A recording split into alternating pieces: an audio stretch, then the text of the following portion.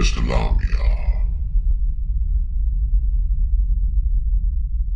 going on? Trying to count it down till Friday. It is the countdown, isn't it? Oh, absolutely. Isn't that what it's all about? That's totally what it's all about. Did you ever give any thought to like why it is that we've adopted a 5-day work week instead of a 2-day work week and a 5-day weekend? You know what I mean? Yes, I do. That's often crossed my mind. Yeah, I don't. Certainly, the formula is not tipped in our favor. It's not, is it? No. Have you had the pleasure of visiting any Central or South American countries? Yes, and yes, and but probably not probably did not get the full beneficial, the full fruits of what those regions have to offer. Well, they offer quite a bit, let me assure you. There's no question. One of the best things about it is right around 1 o'clock they take siesta. They take siesta every day till around 5. Yeah, but in Europe too. In Europe they have incredibly long. They take a 2.5 hour lunch break. I was not aware of that. Oh yeah, and so it's only really here where you see people, rushing through lunch, quick lunch, lunch hour, if you're lucky, and, right back to work. But many people in different parts of the world have a much more leisurely approach, even over the course of a workday. So. Yeah, it's interesting, man. You know what I want to do? I want to look something up real quick, man. All right. Just to kind of get along those lines we're talking about. Let's say 5th century. 5th century.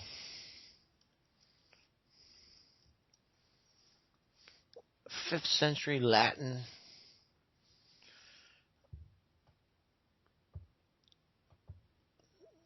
Syllabic for the word America. Well, the word America is predicated off the Italian explorer, Amerigo Vespucci. Far out, man. Yeah. You talk about a name sticking. Yeah, you know what I mean? It's interesting because I've heard several different definitions according to different centuries for the syllabic explanations of the term. One of them is no mercy for the sheep, is what it translates out to be, which I thought was interesting. Wow. In quantum grammar, in admiralty terminology,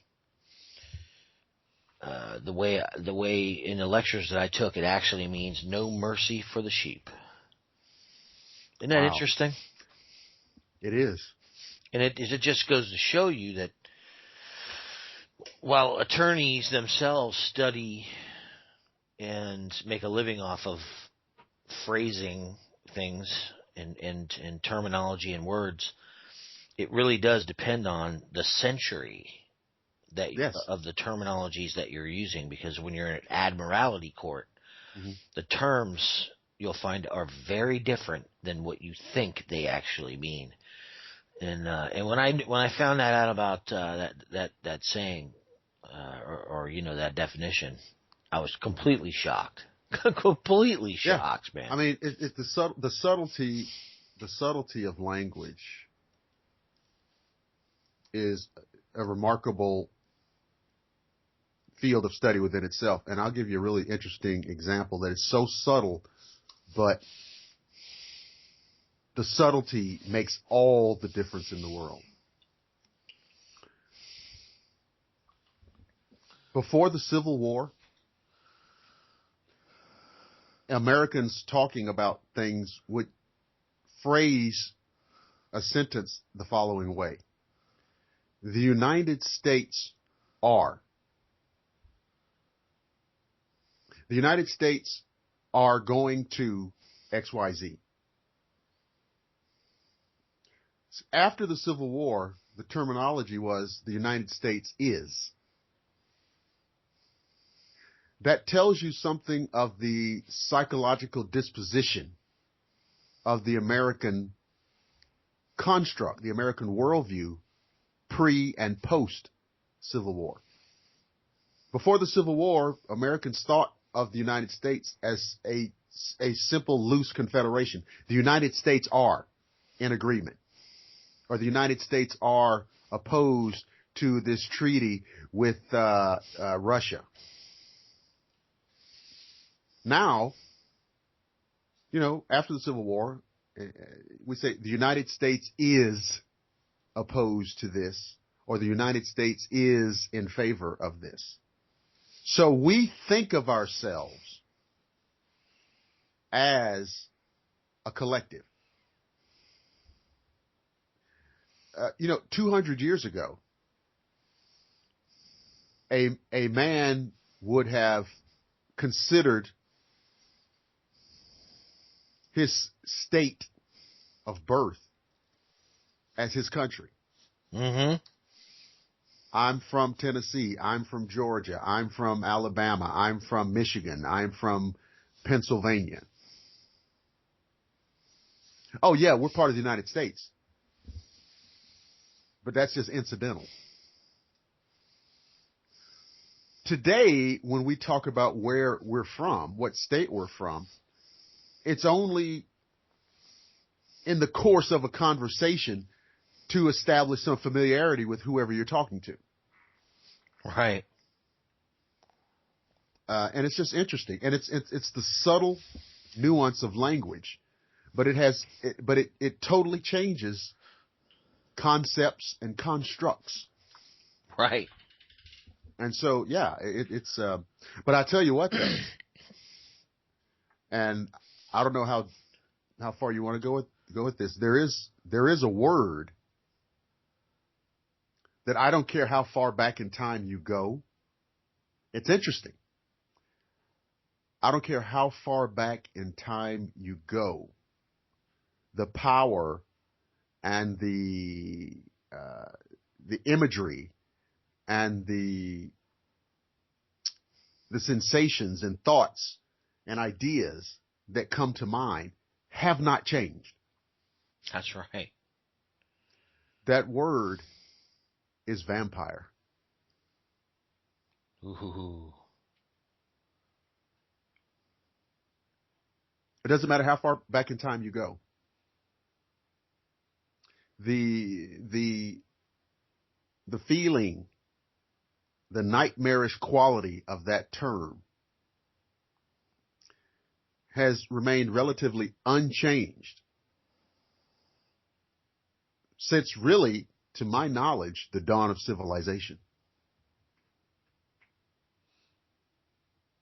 We talked on an earlier show about the reality of vampirism, and that's fine. But I think it's important to know that this is not just a construct of 19th century Central or Eastern Europe folklore. This was not something conjured up by Bram Stoker. No, absolutely not. Or the executives at Universal Pictures. Or even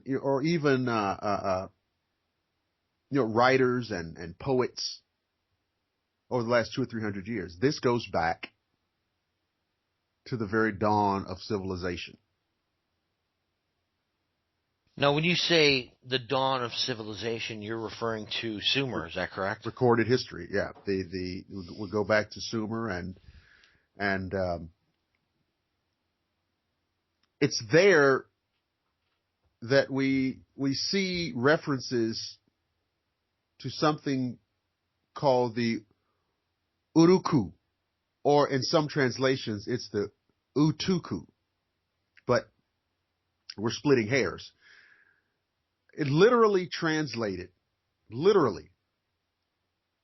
vampire that attacks man. That's amazing. And so I'm going to do what I can to kind of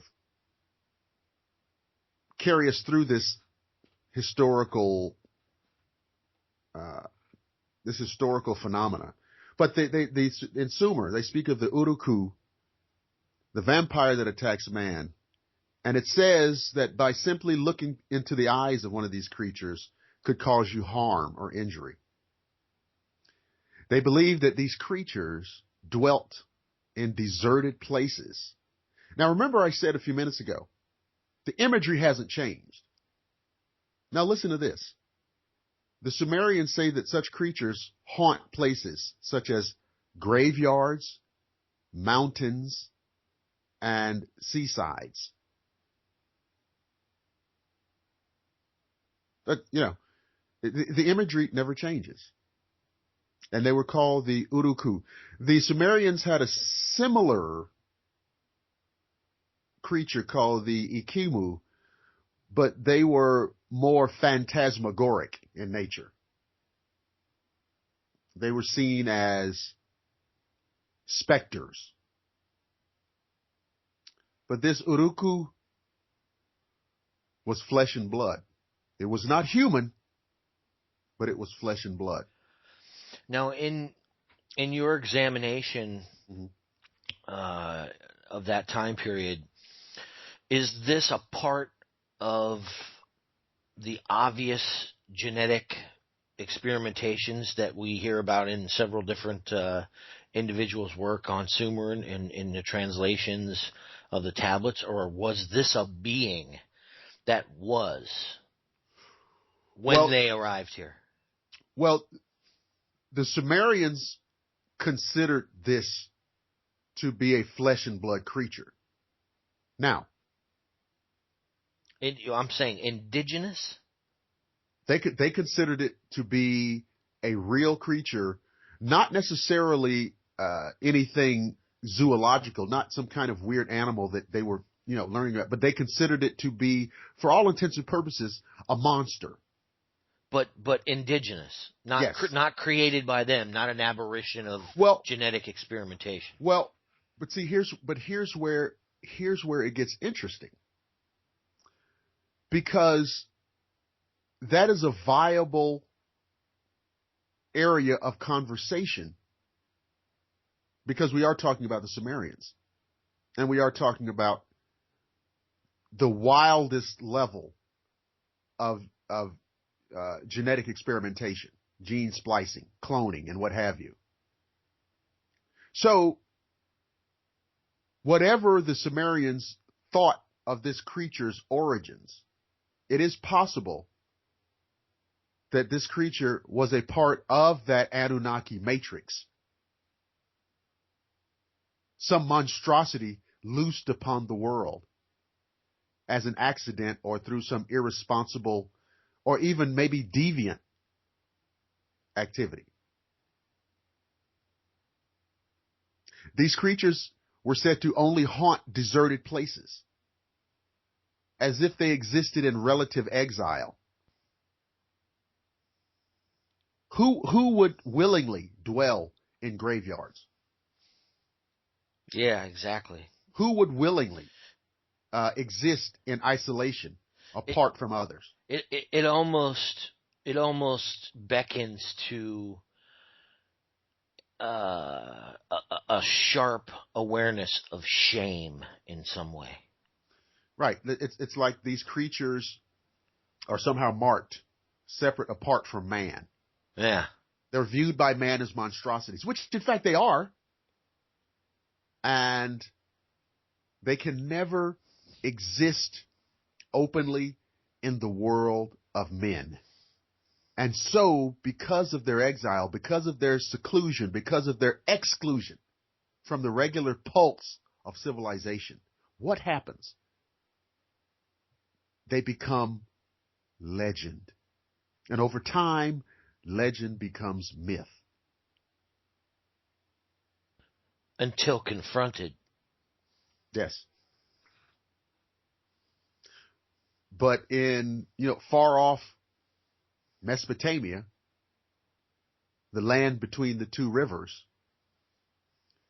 the fear of vampirism was real. They feared the coming of the Uruku. So it does go back to the dawning of civilization. So I have examples of this creature down through time and across many cultural landscapes. The Greeks spoke of what they called the mormo, a blood-drinking monstrosity. The belief and fear in the mormo was so prevalent among the ancient Greeks that mothers would threaten ill-behaved children. The children were acting out, and the mother would threaten them, the mormo will get you.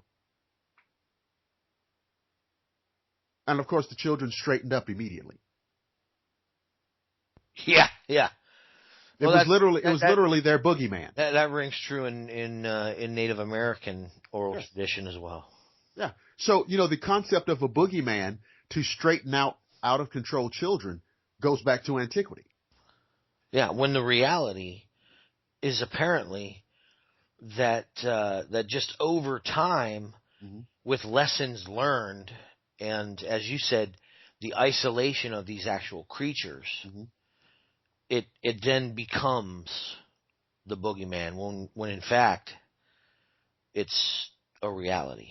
The mormo was believed to haunt the, quote, swamps of Lerna, where also dwelt a creature that many people familiar with Greek mythology have heard of, the Hydra. So again, the mormo, this vampiric beast, existed in the outskirts of towns and villages.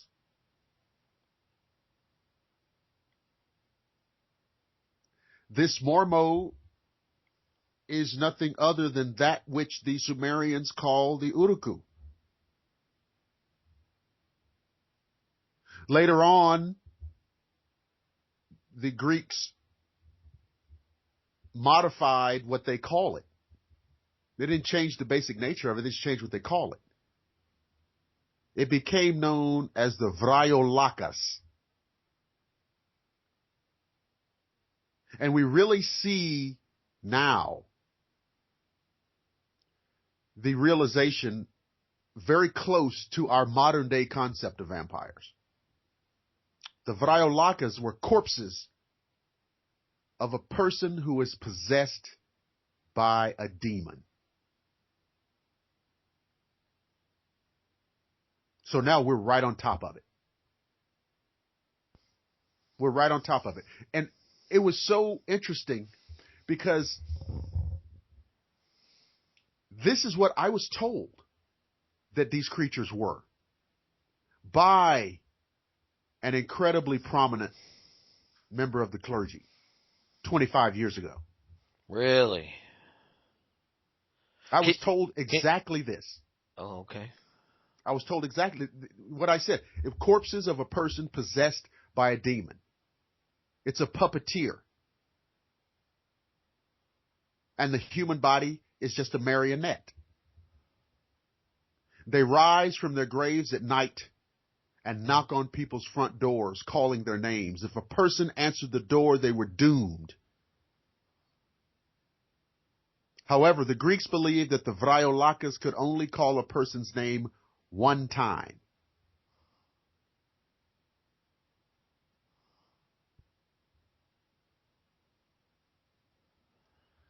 This belief was very prevalent in ancient Greece. Through the Archaic period, the Classical period, even into the Roman period.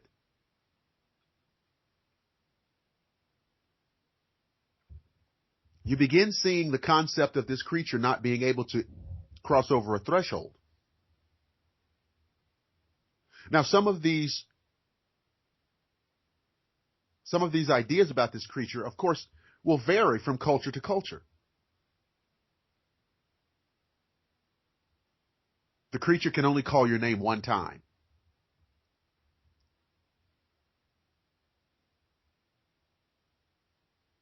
Why do you suppose that is? There's always been a concept in demonology that despite the power of these malevolent beings, that they must always operate under certain restrictions.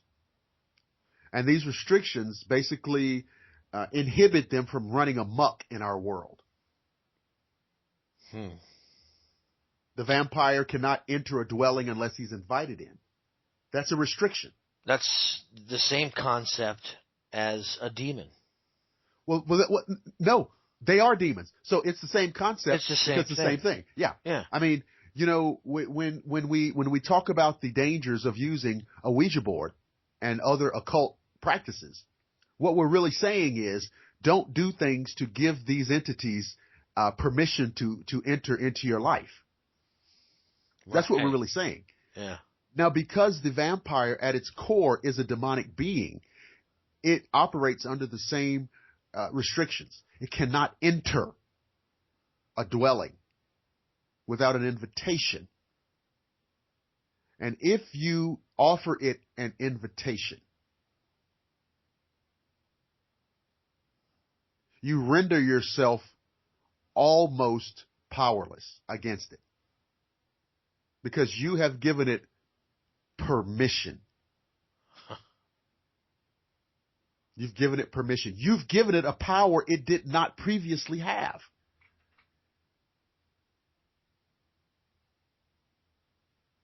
In the Philippines, and you must remember that the Philippines were ostensibly a Spanish colony for 300 years. The Philippines talk about the mandurugo. Translated literally, bloodsucker. No guesswork here. But they say, and this is haunting, that it takes the form of a beautiful girl. But when enraged or starving for blood, the creature will sprout wings and grow a long proboscis-like tongue by night. Oh, now, man. All right, could that be considered part of the succubus folklore? Well, I draw a line of delineation for the following reason. This is described, again, as a physical flesh and blood being. The succubi and the incubi are demons, demonic entities that exist in the spirit realm and, enter our dreams, enter our subconsciousness. This is a flesh and blood monster. Now, the possessing entity may be a succubus. That's a very valid point. Well, in regards to the last show we had, that was one of the questions that I wanted to ask, was if you thought that that's what it was. That's a very good question.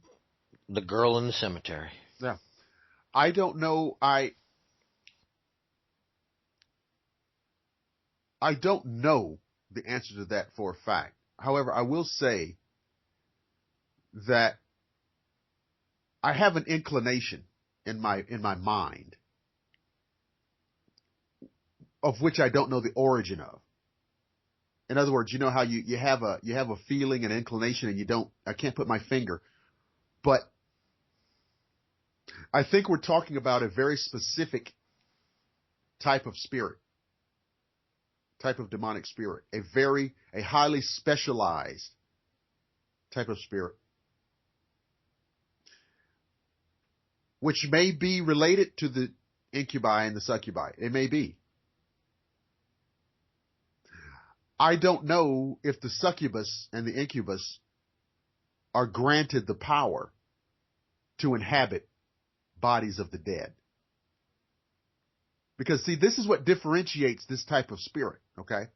Yes, obviously. This is what differentiates it. This spirit can animate a deceased body, which is the ultimate level of corruption. Where, as opposed to what those in the clergy would call God's own dead, become the devil's undead.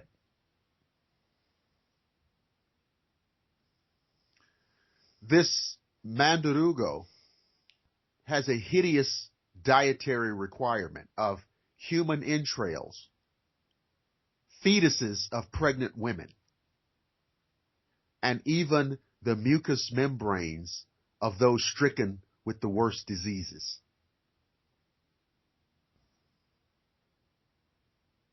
That is absolutely demented. Exactly. But again, if you want to understand, this is the true nature of the demonic. You said it. That was perfect phrasing. It's absolutely demented. This creature requires a diet that is the byproduct of inhuman madness. Because that's what it is. It's inhuman. It's interesting that really if you take that description of their diet and you break it down, it really does seem more like just a wild animal. I mean, Yeah. Wild animals do the exact same thing. Yes. They tear at humans. They eat certain parts of the human. I mean, it's strange, the description. There's an animal bestial quality. Yeah. Predatory. It is absolutely, when we say inhuman, we're really saying something more. We're not just saying that it's not human. What we're really saying is it's unnatural. It's not something that should really be part of our reality. And yet somehow it is. Let's go to China for a minute. Very old civilization. The Chinese were there building a civilization simultaneous with the Egyptians and the Sumerians. There's no question. They speak of the Jiangshi. This creature, because it was damned, was deprived of the ability to walk. And so it had a bizarre, surreal hopping motion. The name Jiangshi literally means the hopping blood drinker.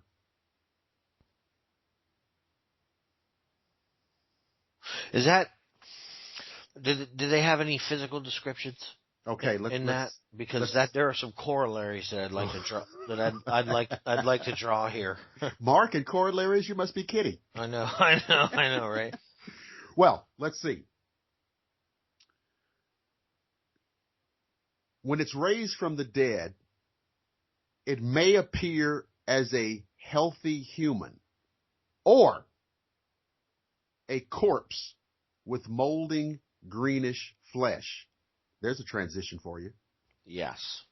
The creature is said, now dig this, to rest in a coffin or another dark place during the day hours and will rise during the night to leech off the victim's chi, which of course is your life essence. Your essence, yes. Now, well, obviously, if it's capable of reanimating the dead, Yep. the coffin thing makes perfect sense. It probably just returns to the ground from whence it came. Right. You know, but the other aspect of it, as a perfectly healthy, normal human, that's where I think the disturbance for me comes in. It's disturbing because of the stark transition. Either a healthy human or molding greenish flesh. It almost makes you wonder if some of the myth and the lore that we've seen in the Hollywood movies is true, where there's some type of a regenerative power. Yes. So that it may begin by digging its way out of ground and have that decayed appearance, and yet as it feeds, it begins to regenerate itself into where your loved one that's been dead for 7 months suddenly reappears at your door calling your name.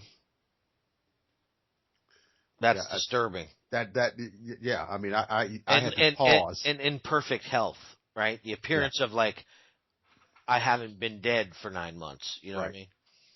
And you know, the other corollary, one of the things I wanted to bring up was, it's fascinating to me that the route most of the Hollywood pictures that have been made over the years, most of them, not all of them, but most of them, have depicted these creatures as the victims themselves, or somehow have tried to depict the act of choice to become something like this as some kind of a noble decision, to remove the evil elements from the acts that we witness in these films, and somehow justify the action itself.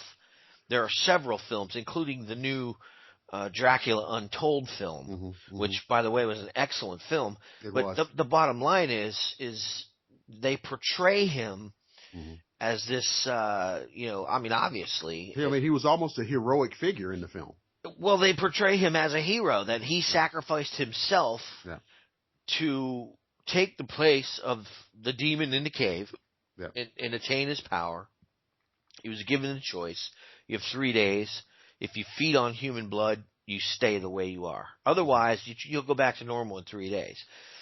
The hunger got him eventually, but the reasoning behind him doing that was to save his people and wipe out the invading horde. Yeah, the Ottoman Turks. The Turks were coming. Yeah. The Turks were coming. It's interesting to me that they do that. Even in Bram Stoker's Dracula, the I don't want to say De Laurentiis, but that was Coppola. Yeah, Godfather Coppola. Yeah. Even in Francis Ford Coppola's version, it really does portray him as a hero that's been victimized by an unselfish desire to save someone he loved. And in the end of the day, I think they do a really good job of spinning the reality that you just completely laid out for everyone. You know what I mean? It speaks volumes to motivation, I think. Oh, absolutely. And both of the films that you referenced are very, very apropos examples for the following reason. Because there are very strong historical elements in both of those films. Now, obviously, in the Coppola film, the historical content is in the first 10 minutes. But the problem that I see, and they are both well-made, entertaining films. There's no question. But the problem I see is that what they're ostensibly doing is they're taking something that is true to tell you something that isn't true. Yeah, they're putting a spin on it that completely contradicts the reality of the Right. subject. Right. You know? And here's the thing. You could tell it the way it's supposed to be told in the truth of the actual history of story, and it would be even more fascinating, which to me begs the question, why the twisting of the symbolism? Why? Well, because in the day and age in which we live, it's a byproduct of the day and age in which we live, where there is a kind of quirky, goofy, nonsensical, proto-progressive construct that denies the reality of true evil. Yes, and it's becoming very obvious. I mean, Okay. there isn't a movie that's made about this subject matter that's come out, and including some excellent independent pictures. There's one that is one of my favorite all-time films. It's a foreign film. It's called Let the Right One In. I'm not sure if you've ever seen this. I've seen that. The French version. I'm sorry, not French. The Danish version is incredible, absolutely incredible. They've remade it here in the States, but the original foreign film is incredible. But again, we see the suffering of this being. We see in the end of the day, it's presented the exact opposite. Yeah. I mean, granted, you do see the horrific acts. You see the way they're driven to feed and so on, but constantly they're cast as sympathetic figures. It's almost as if and really I believe this is the case. When we review film, invariably we have antagonists, we have protagonists.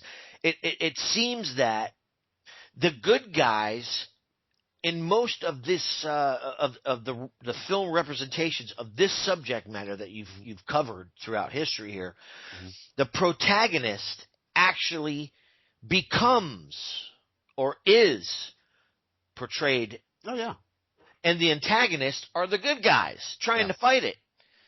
And, and that's interesting, man. That's reverse symbolism 101 right there. It's at odds. It makes me ask a lot of questions about these things that we hear about these. And I know this is, going into areas that everybody, Hollywood's famous for having these cults that they do these certain things. And, we're getting into,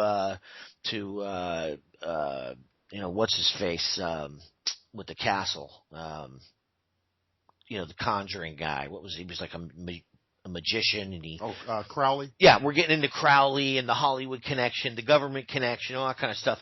But the bottom line is the way this has been portrayed and the way it's been evolving in the film representations over the decades. They have taken every aspect of what you've described and taken it to the max, to the point where you're now seeing movies about how there's some type of a secret society of these vampirical creatures that are building armies of the dead, so that their fallen comrades can then possess these dead and come back to try to conquer and take the planet back. All this kind of like, a planet they never had. A planet they never had kind of thing. You know what I mean? Yeah. And right down to the Blade films. Yeah. In the third Blade film, they actually take it all the way back to Sumeria. Yeah. I mean, they literally, the film opens up with they're entering a tomb in Sumer and digging the original blood god out of the ground. Of course, but I mean, it's represented in the film in Sumer. I found that fascinating. In Anne Rice's, a lot of people know Anne Rice from Interview with a Vampire, the book she wrote, and she wrote several books along that same storyline. But one of the things that she does in her book, she places the origin of vampires back to ancient Egypt, which is not really that far from the truth. Right. And I thought that was quite well done. Of course, she doesn't pretend. I mean, she presents her work clearly and outwardly as fiction. But but it's steeped it's steeped in history. Yeah, man. Okay. Yeah. Yeah. All right. And this, And they're also excellent reads. oh, I'm not fantastic. ashamed to say that. No. They're very good. I'm a voracious reader, and I thought that The vampire, I guess it's the Vampire Chronicles. Basically, if those people who are interested, Anne Rice, Interview with the Vampire Lestat, on and on and on. Lestat was an excellent book. Yeah. I was all over them. I know, man. Excellent. So, but I do have to say this. What I am most uncomfortable with is trying to cast these things as not being essentially evil. The idea, and there's a kind of quirky, hippy-dippy, new age construct that doesn't want to ascribe evil to anything. And it tries to render all things as essentially neutral. And that is just not the case. Well, that's the exact same type of information and content we covered with the politically correct thing. Nobody wants to say what it is, man. Right. It is. Oh, no, it's fine. It's fine. They suck blood. They kill people. It's just fine. It's fine. That's just how nature. Shut up. You know what I mean? Yeah. But that is my problem with these things. Now, let me take you over to India. Again, a very old culture. Oh, man. And they refer to a creature called the Bahut. And they say that the physical body rises from the grave. And it's very interesting that they make a point of saying the physical body. This creature is not a phantom. It is a nocturnal creature. That's how I know it's the same thing. It's the same thing as the Vriolaka. It's the same thing as everything else we've talked about. It's a nocturnal creature that ambles through the night. Now listen to this. Particularly in cemeteries or other derelict places. See the theme? That thread running throughout all of this. Yeah. We got corollaries galore, man. Right. The Sumerians said that. It's the same being. It's the same being. Other cemeteries or other derelict places reanimating corpses and attacking the living.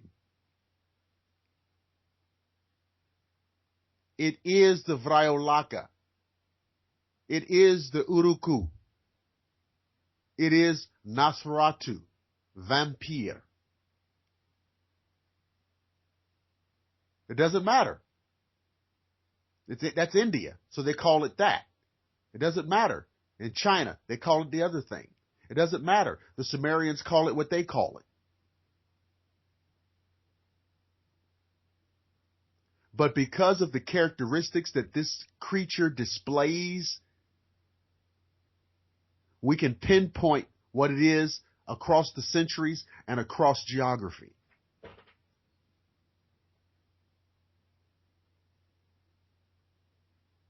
That means that whatever your cultural mores are, whatever your cultural heritage is, whatever the place of origins your ancestors have, this creature is part of the fabric of that. You know, it's just another perfect example of the history of yet another species with numerous cultures. Right. Numerous cultures describing the exact same being, the exact same habitation, the exact same behaviors, right? Habituation, that type of thing. Right. I think that if we start to look at, and really we've covered a bunch of other things. It's the same thing with the lycanthropy that we got into. It's the same thing with obviously the Bigfoot subject. It's the same thing now. It's becoming more and more aware, and in the public's minds are in the forefront of the new era of cryptozoology, this dogman thing. These things are echoed for many millennia through culture after culture after culture. And I think that what we have to do is begin to understand that more than likely, if we can prove modern day where any of these are concerned, that there are eyewitnesses to these actual creatures, that credibility can be established in this. I think that what we're looking at here, and the way these things have been deemed, folk myth lore, and it's been romanticized, and it's been gone over so many different ways. We're talking about something that's very, very real. Very real. Oh, yes. And I, as much as I hate to, there's a part of me that somehow really wants to try to document something like this on camera. You know what I mean? I mean, that investigator side of me, that filmmaker side of me, that, that crypto in me, that drive, I would love to risk it all just to try and get it on. Let me tell you why the vampire is going to be problematic in that area, and there's a couple of corollaries here.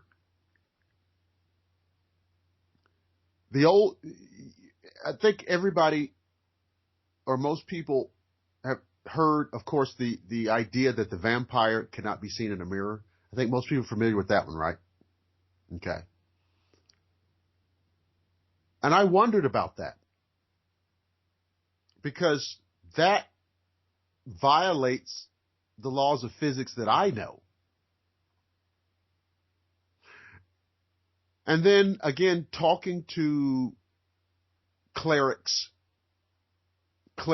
who were knowledgeable in matters of occult, matters of demonology, I was reminded, and a shame on me for having to be reminded, that physics are natural laws, and you're dealing with something that is wholly unnatural.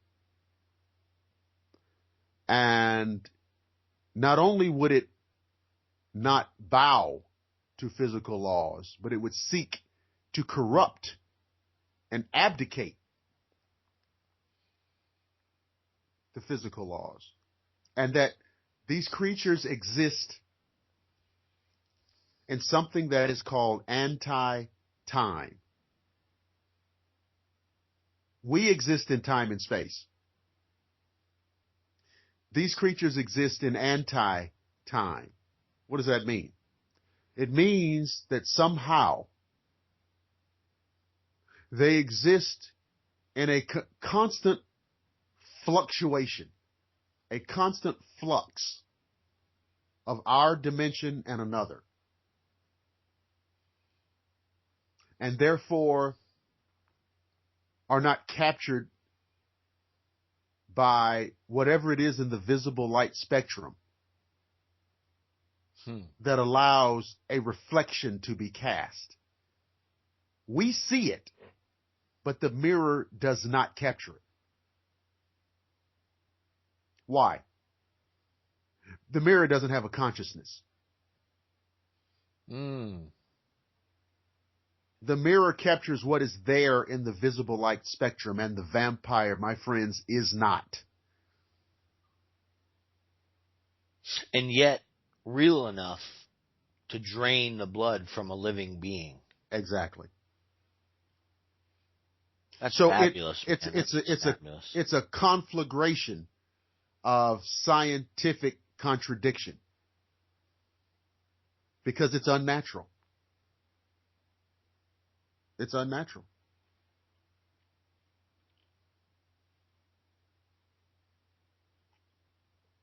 Let's go to a place where I took you recently, Romania. A virtual cornucopia of folklore, superstition, legend, and real horror. There are many beliefs in this region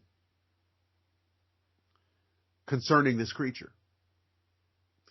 And I was pleased and wary by the fact that I still had significant notes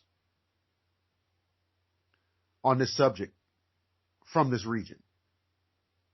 And I wanted to share just a few of the notes that I had collated over time.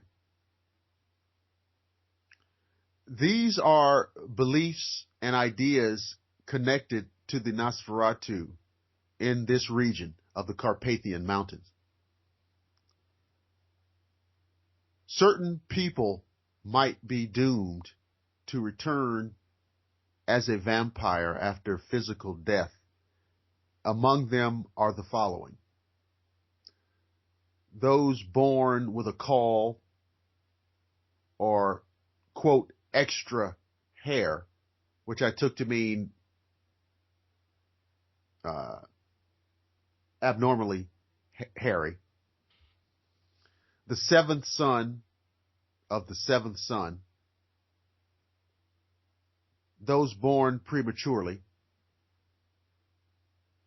Someone whose mother crossed paths with a black cat. If a pregnant woman did not eat salt or gazed upon a witch or vampire, her child was then doomed. An unnatural death. The most traditional, of course, to be bitten by a pre-existing vampire. To die without being baptized. Or if you were to die alone or unseen. Because a person dying alone in isolation,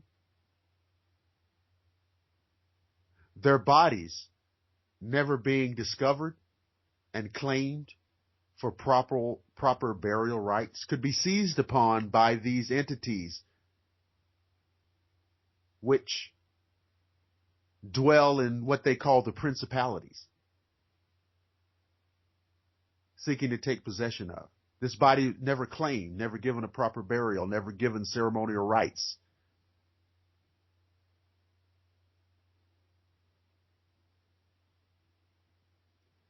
These are some of the ideas that come from this region.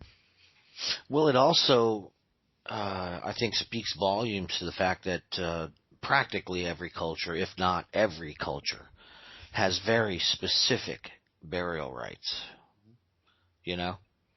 I think that could actually have something to do with that. You know? Romanian people would go back to the grave of their loved ones after a few years and dig them up. I've seen this happen. They would look for signs of vampirism. And if they found it, they would destroy it. Oh my God, man. Now, when you're going through that, when you're actually going to that extent, there's something to what's going on here. My point exactly. If you exhume the remains of a loved one, and because of what you find, what you see,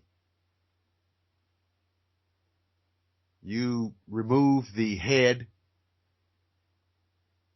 cut out the heart,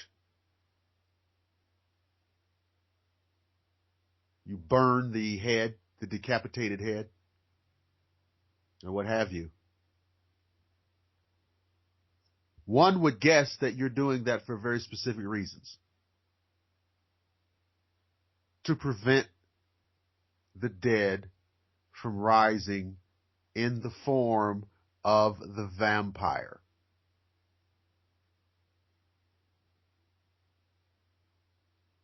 This tradition did not arise because people were fond of exhuming dead bodies. No, I would expect not. I can assure you of that. They were doing a grisly task as a guard against this maniacal evil force.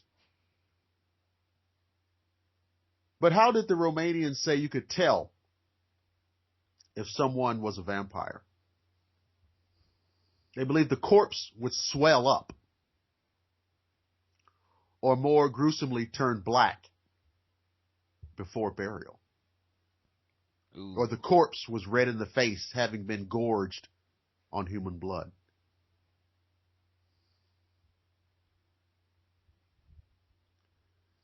There would be a small hole located near the headstone, which the vampire would use to get in and out of its coffin in the form of mist.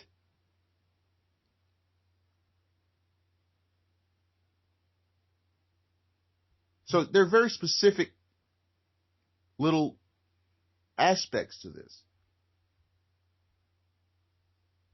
How to kill a vampire. These creatures are possessed of incredible physical strength. Why?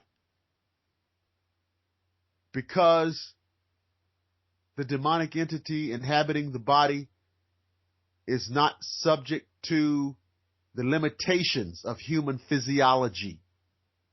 There is no active musculature. There's no active respiration or skeletal operation. There's no active central nervous system. There's no active cardiac activity. It's imbued, this cadaver, with preternatural energy. It's fast. It's strong. It's agile. It's limber.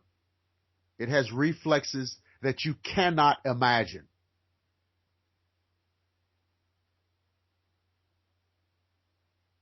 The creature that I encountered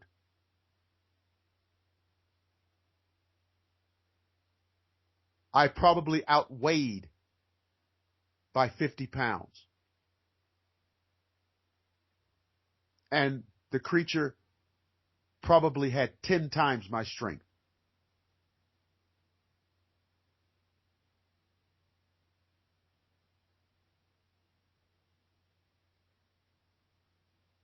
A stake of iron or wood through the heart, or, as recently uncovered in Central and Eastern European belief, the navel. This is not generally known. This is an Agenda Earth bonus. The navel.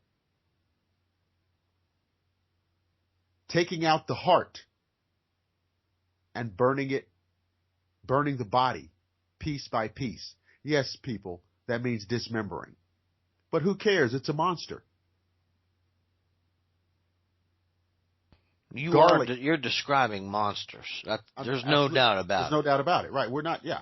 These are not amoral, ambivalent beings. They're monsters. Placing garlic in the mouth of the newly deceased, which will inhibit the demon's ability to claim the body and rise. What do you suppose that's about? I think that garlic has a very old and ancient place in herbal metaphysics. I believe that the odor is so pungent. I believe that it radiates. I believe that it radiates into the etheric realms. That's what I think. I think it radiates into the etheric realms. and acts as an inhibitor. And I think that's why you see garlic playing such a role in herbal metaphysics back to the dawn of time. It's interesting too that it has an effect on blood itself. Right. And you would think that these creatures feeding on the blood, or that would attempt to feed on the blood, if that person had consumed a tremendous amount of garlic, it could. I mean, maybe we're stabbing in the dark here, but I mean that could have something to do with it as well. I think so. I don't know specifically what it does in the actual bloodstream. I know it's supposed. I eat an immense amount of it myself, but the way I understand it is that it helps to clean the blood. Purification. Purification, yeah. So I mean, maybe that has something to do with it. The ethereal thing too. I think that's a fabulous. Fabulous theory on that. I think it has ethereal properties. I mean, I think the same is true of a rose. I mean, why does a rose invoke more imagery and emotions than any other kind of flower? Because there's something to its essence that's ethereal, intangible. There's something about it. It is an unquantifiable effect that it has. Now, what's interesting is that repelling a vampire involves some very no-nonsense, down-to-earth activities, all of which I've witnessed myself. Firsthand? And I can assure you that these were not people suffering from mass delusions. But you've seen this? Well, what I'm about to reveal to you. Go for it. And again, it's almost humorous because they're almost no-nonsense, down-to-earth. Stay inside with all the lights on. Well, there Hello? you go. Hello. Don't answer the door for anyone calling your name. Right. Once. Right. Yeah. You get a knock on the door. William. Yeah, I'm just stay boy, bro. I'm putting my headphones on. Yeah, ignore that one. Yeah. So yeah, but I mean that's the most practical thing I've ever heard. Right. Place thorns across thresholds. Paint crosses with tar on doors. Put thistles in windows. Lit bonfires. Putting garlic on the thresholds of dwellings, including windows. Romanians were known to employ these techniques, particularly at Easter and during the feast of St. Andrews and St. George, because it was believed that these were the times that vampires are at their strongest. Now, why do you suppose that is? There's a remarkable corollary there I will share. Okay. And that is, in demonology, when you look at the case history of demonic infestation, demonic hauntings, demonic attacks, there is a rise in those incidences during holiday observances, Christmas, Easter. It's almost an insult. Right. This is the best time for us to act out. Disrupt. Right. The celebration. It's interesting, too, because Christ wasn't born in December. No, but it doesn't matter. Right. It's more about disrupting us. These entities know that we are in the midst of celebration. Right. Absolutely. That's a great point. In mass worship. Yes. Right. I mean, even people, you don't have to be Christian to deck the halls. We all do it. Do you know if there's any kind of a exact date or a relative date to the birth of Christ? Yeah. First of all, I heard September. we know that the December 25th date was established in 325 AD to countermand the Roman feast of Saturnalia. So we know where the December 25th date came from. Okay? So there's no amount of finagling that somebody can do to make Jesus be born on December 25th. Okay, what's this holiday that the Romans celebrated? What's that all about? What modern day pagans roughly, what we talk about, the winter solstice. Mm-hmm. The Romans had a week or 10-day long festival called the Feast of Saturnalia, which of course was a tribute to the god Saturn. And you would find many of our modern day Christmas trappings in these celebrations, festivals and parties and gift giving. And the lion's share of modern Christmas observances have pagan roots. Absolutely. Now, let me ask you this: what was Saturn the god of in Greek or Roman mythology? What do you mean? Oh, the god Saturn. Yes. I think that formally that he was one of the titans that was displaced by the Olympians. The god Saturn, again, that's the Roman name, okay? Right. Saturnus. And he was a complex figure because he was the god of the capital. He was the god of the city of Rome.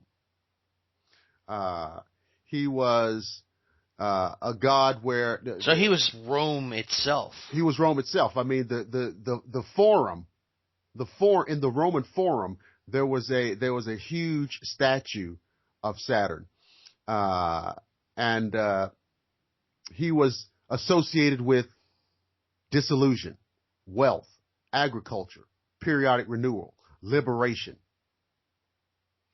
That's an odd combination. Disillusion. Yeah. I mean, I don't know why, but not. Well, just I mean, look at right now. Yeah. I mean, we're celebrating the birth of Christ during the festival of. Yes. You said Saturnius, right? Saturnus. Saturnus. Those right? are the Latin pronunciation would be Saturnus. Well, there's a disillusion right there. Yeah. The Romans associated him with the golden age of Roman culture. Okay. He was so well observed that they even put a statue of him in the state treasury, guard the money. And of course, his name is what led to our day of the week, Saturday. You see? Oh, absolutely. Now, in December, he was celebrated by this Roman festival, the Saturnalia. And it would have looked like a modern day, like Mardi Gras. That's what it would have looked like to us. It was that level of celebration. And so when the Roman Empire converted to Christianity and they were looking for a way to kind of inject Christian elements, well, if you can't make a holiday disappear, you can infiltrate it by just saying, oh, okay, well, this is also Jesus' birthday. And changing the terms also. Right. Yeah. Okay. And so basically, it was just co-opted politically.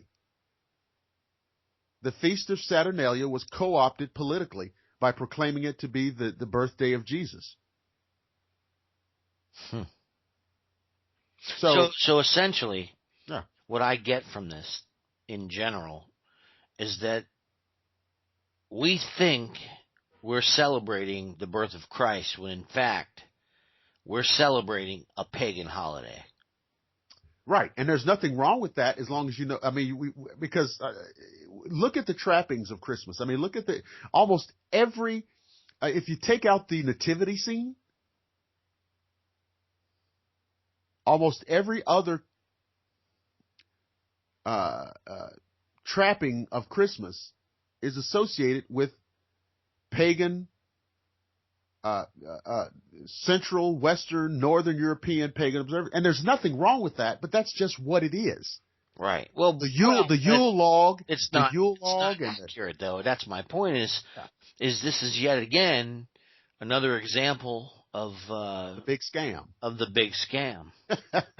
Speaking of the big scam, I wanted to implement something in each one of our shows. All right. I'm really big on Latin terminology and the way it's been twisted into what I like to refer to nowadays as real pig Latin. Like we talk about pig Latin and it's ixnay, that's all backwards terminology and it's a joke. We speak pig Latin. That's the bottom line. And this is real. This is real. I wanted to cover this because I think in each show I'd like to try to take a word that's pertinent to the agenda itself, uncover it for the listeners. And this week, what I did was I chose the word that is commonly used in the circles that you and I travel, and that we have to do with. It's the word disclosure. Disclosure. Now, one of the sites that I use in looking into admiralty terminology and the legal terminology that's used at higher levels in admiralty courts, in maritime courts, I've come to find that there are some very disturbing realities when it comes to these terms. The term disclosure is from the 16th century Latin disclosure, English French disclore, meaning the act of providing information on discoveries. Well, it's got an older Latin etymology than even you just said. Well, I'm getting to that right now. Okay. Yeah. No, I'm jumping all over. This is where we're coming into the agenda aspects. Okay. I can't wait. You will look across the board in the subject matter that we deal with, and the most common term that you hear, that we're exposed to as a direct result of the suppression of information, the subsequent repression psychologically that we feel, and then eventual oppression, has twisted these terms. The word disclosure from 16th century Latin and its English, French meaning is the act of providing information on discoveries, uncovered truth, and exposures, and this is an interesting part, to a higher authority by legal consent, not from a higher authority. Now that's the first part right there, okay? Mm-hmm. So when I don't want to use any names, but people, it's the disclosure project, it's the this and that. The bottom line is you are not a higher authority, first of all. In the actual admiralty court, it's about uncovering truth and exposures to a higher authority by legal consent, right? Now, contrary to the deliberately misleading definitions that we're going over right now, the belief that the public has for what that word actually means modern day, contrary to these deliberately misleading definitions attributed to the word, disclose or disclosure has never been about revealing truth and knowledge, but about hiding it. controlling it, and sometimes even destroying it. The word itself is constructed from two pre-6th century Latin words, the prefix being dis, or away, and the suffix being clausus, to confine, shut up, close, blockade, or besiege. The word disclosure, according to these courts that we oftentimes approach with these disclosure projects, these requests for disclosure, are literally using these pre-6th century Latin terminologies. The word disclosure literally means in these courts to confine away, to shut up, to close away. Disclosed information can legally be withheld from public view, seized, and destroyed. In contrast, the correct Roman legal term for full disclosure, and this is our motto, Crypto Reality's motto, is compario. Compario is the accurate pre-6th century Latin term for to disclose fully, find out with certainty, lay open / learn and find out. So the terminology that we choose to use here at Crypto Reality is compario realis, or fully disclosed reality. Let me give you a devastating corollary. You talked about what century Latin was that? Well, you have the Pig Latin, which is 16th century, and that was adopted when the English and the French began to twist it around when they discovered basically what happened was they wanted to take maritime law on land, and the only way they could do that was to begin to change the Latin terms and present these terms in different ways.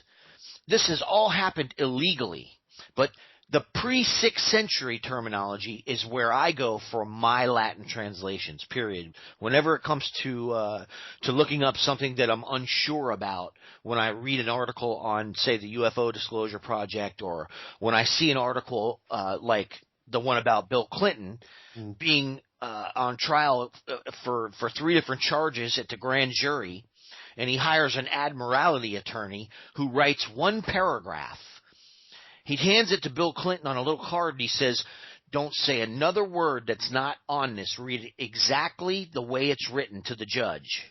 He walks up in front of the judge and reads this paragraph, which I've read on several occasions, and I'm going to bring it into the show so we can read it to the listeners. The charges were immediately dismissed.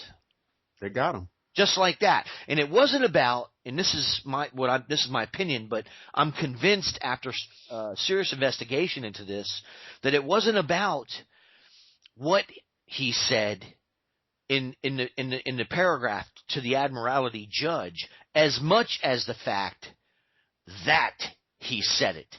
Because what happens then there are very large cameras and microphones pointed in that direction. And what would have happened had they continued with this grand jury trial is that his admiralty attorney would have publicized many of these illegal and misrepresented Latin terms, these legal terms. Right. So the public would have been then fully aware that there's a legal system in place in this country that they are blissfully unaware of. Right. There's a secret legal system. There's a secret space program. There's a secret this. Of course, there's always a multi-layer. Yes, it is unbelievable. Unbelievable. Right. And when you look at it, now you go back and you begin to wonder, when you look at the history of politicians and high-ranking military officials, and why 99% of the time nothing happens in the most heinous criminal acts, humanitarian criminal acts, and they're not charged. it's specifically because they're using this unknown, unfamiliar terminology. There's an older etymological aspect to this word disclosure that goes back to the Roman period. It's a word that was called enuntiatum. Enuntiatum. That's how the Romans would have said the word disclosure. In contrast to the way we use it. Right. The way we think it. But do you know how you can literally translate that? Enunciatum. Basically what it means is, I'll tell you when I'm ready. That's what it means. I'll tell you when I'm ready. Will say when ready. Yeah. Just like veto literally means I forbid. Enunciatum will tell when ready. So it has nothing to do with our word disclosure. Because disclosure just means, disclosure. When you hear the word disclosure, you think it means tell me everything right now. Yeah, according to our pig Latin. Right. Understanding, a limited perspective, yeah. But to the Romans, it meant I'll tell you when I'm ready. There you go. There you go. You go. And here's the thing. Funny thing is we spoke last night in regards to the possibility of an academic paper. Right. This terminology, the correct terminology, will be implemented in this paper. Right. And as long as it takes, it takes. Well, listen, I mean, the Agenda Earth program is a disclosure program. I mean actual. A Compario program. Yeah, exactly. Compario realis, buddy. Compario realis. Because we do these. We have these talks, and we've had talks about many different things. And prior to having our conversations, I have pulled notes down from notebooks and folders and journals that over the last 25 years, I've not been able to convert everything over onto a computer. I have a lot, but I've got to live long enough to get this stuff onto a computer. That's how much it is. So what I'm saying is, I personally have never dipped into my personal records, my personal writings, my personal research and things like that to splay out in a public forum. Not because I was hiding it. It's just the situation never presented itself.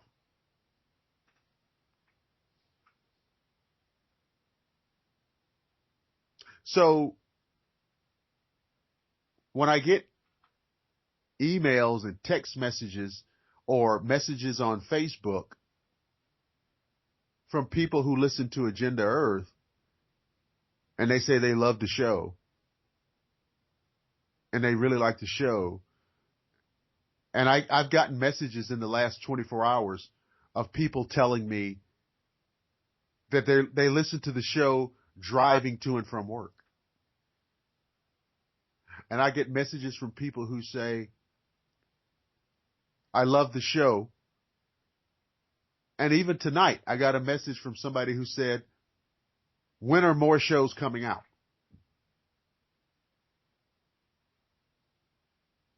And that tells me a lot about what we're doing. That tells me a lot about what we're doing. Absolutely. And it means that they're listening, they're enjoying, and they're asking for more. Because if you're asking me when another show is coming out, that means you've already listened to everything we've put out. And that's incredible right there. Absolutely. I haven't listened to all the shows yet.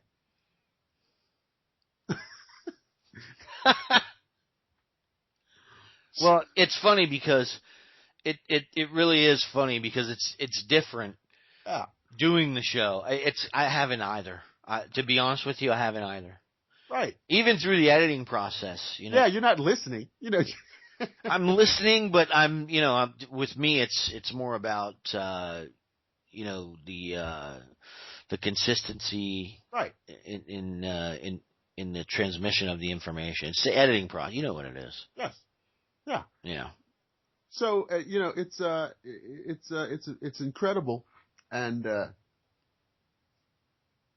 but I wanted to give some historical context to the vampire reality, and just to kind of demonstrate that there's a systemic legacy of this creature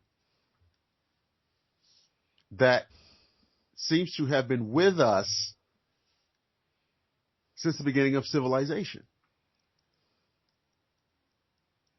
It's not the byproduct of 19th century literature or 20th century movie making.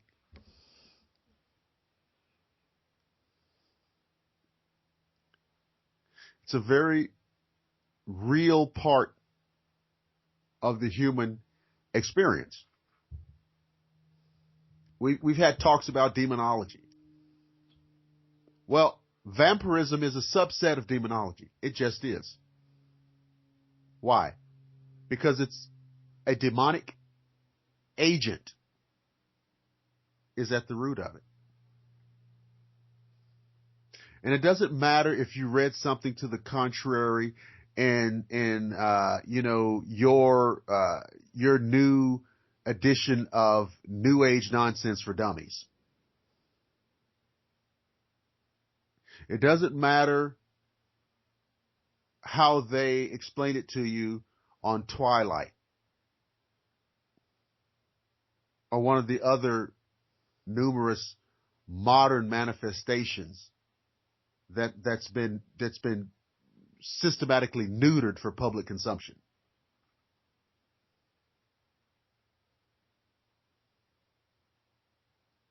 It's an evil that somehow found a way to attain corporeality, to walk the earth among us. And I caution people. Because I know all too well. I know all too well. The vampire's greatest power, its greatest power, is not its superhuman strength, not its preternatural strength, not its incredible agility or speed, not its invulnerability to pain. Its greatest power is that many people do not believe it exists. So just be mindful. What does they say about ignorance? It's bliss. Ignorance is bliss, and there's a principle that never fails to keep a man in everlasting ignorance. And that principle is contempt prior to investigation. Mm-hmm. Hey, this has been another incredible episode of Agenda Earth. I'm Mark Zaski. And I am Dr. William Lester. We'll see you next time. Have a good night, folks.